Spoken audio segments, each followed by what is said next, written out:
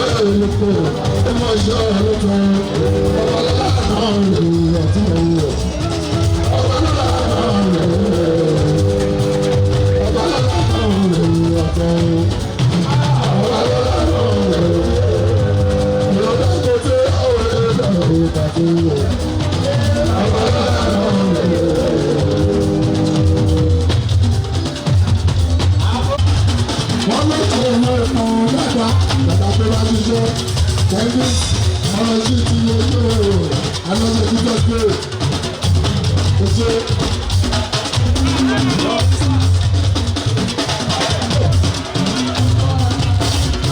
aláṣẹ títẹ́ àwọn ìtọ́lọ́tọ̀ ọjọ́ bá dé nílé ìyàwó tó yẹ ìyẹn bá àdìpọ̀ ọ̀rọ̀ tó ṣe. èèyàn tó dàgbé wà ní ọba àgbo iṣẹ́ ọlọ́tọ̀ ọ̀pá kéré-dé owó akéré-dé àwọn ọlọ́tọ̀ olè ọ̀pá kéré-dé ní ìlú mọ́tòrò ọ̀jọ́ iṣẹ́ ọlọ́tọ̀ èèyàn tó dàgbé wà ní ọba àgbo.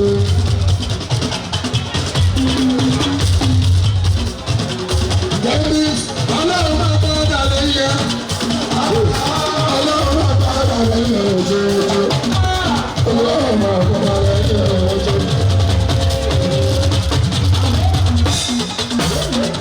Ọlọ́run David Lord ìwọ́n bá ṣe ohun ilé ìrẹsẹ̀ ìjẹ̀bi ọjọ́ tó ń bẹ̀rẹ̀ ìdè ọ̀dọ̀ ọ̀dọ̀ lẹ́yìn ẹ̀ ọjọ́.